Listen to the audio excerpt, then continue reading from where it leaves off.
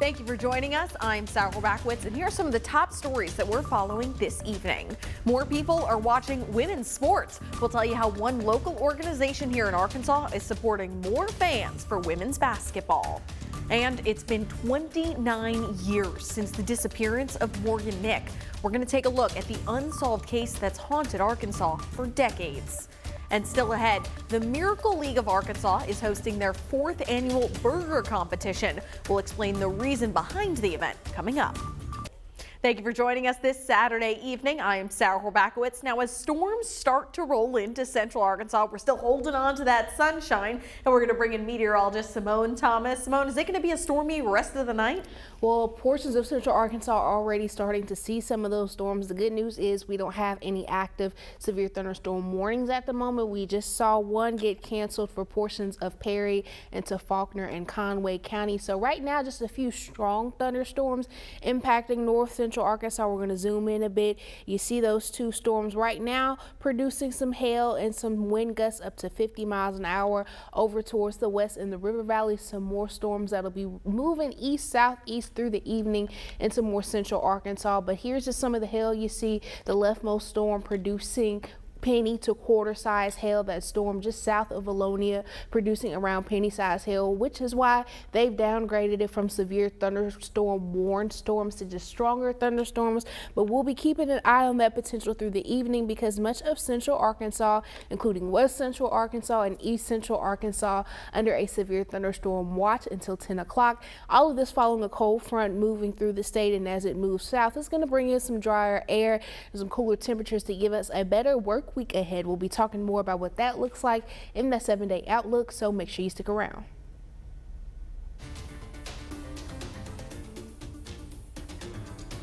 People's interest in women's sports is on the up, and that can be thanks to the NCAA women's basketball season in 2023 and this year's WNBA season. That greatness alone has made its way down to the natural state, where a local organization is seeing more people wanting to watch women's basketball. Which brings us to THV11's Rebecca Brown, who joins us live in Little Rock. Rebecca, you're at a women's basketball game. I see it going on right behind you there. Tell us a little bit about what's going on. Yes, Sarah, you don't want me to go out there and put a jersey on, but I am here at Southwest Christian Academy, where we are watching 3 women teams play in the She Got League of Little Rock, which is a semi-professional team that just shines a light on women's sports. And as you can tell, Sarah, it's super loud in here, not only from the music, but the excitement in the room from the crowd and the players just playing a sport that they love and everyone getting to watch. Now, I did get to catch up with the commissioner earlier, who I got to sit down with of the league, who tells me the organization just is designed to bring all women together that played overseas or in college or the WNBA and have an opportunity to play again locally and empower each other along the way. And it's no secret, last year we saw a huge jump of people tune in to watch women's basketball, so this league is thankful that the viewership has affected them locally, where they're seeing more young girls interested in playing basketball or getting to see someone that's looked like them that played in the WNBA or overseas to do amazing things. And the commissioner just tells me that's all this is about, to shine a spotlight on the growth and leadership skills this sport is doing for everyone and offer a resource to those who love the sport.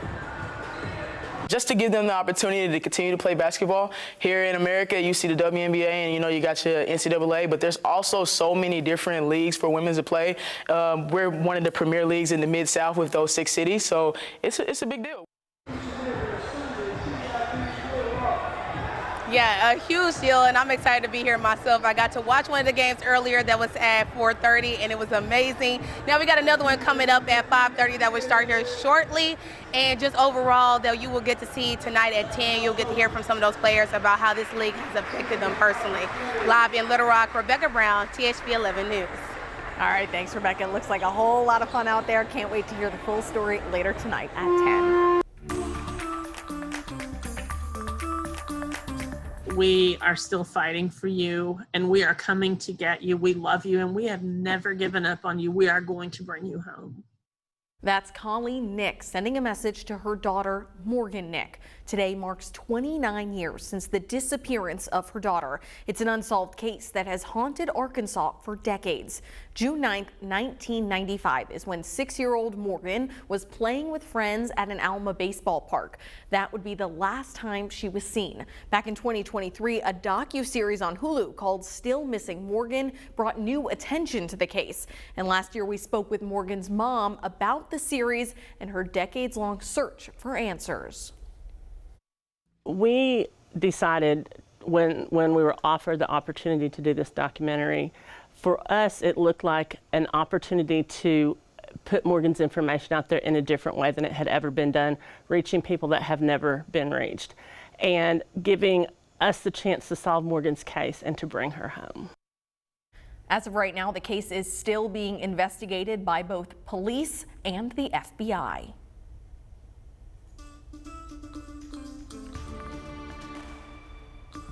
Developing tonight, an Arkansas couple has been charged with first-degree murder. Police arrested and charged 24-year-old Dodge Pinniger and 30-year-old Shady Edgin for their involvement in a murder. According to reports, a farmer called police to report that he had found the body of a woman on a farm road in Marianna.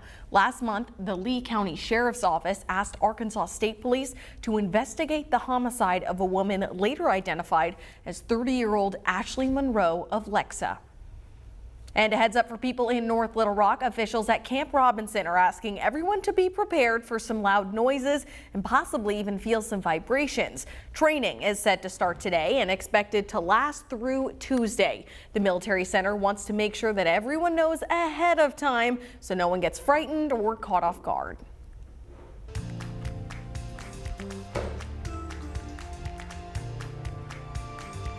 Now today it's all about tattoos for rescues. Level 33 Tattoo hosted a fundraiser for the Southern Hearts Rescue.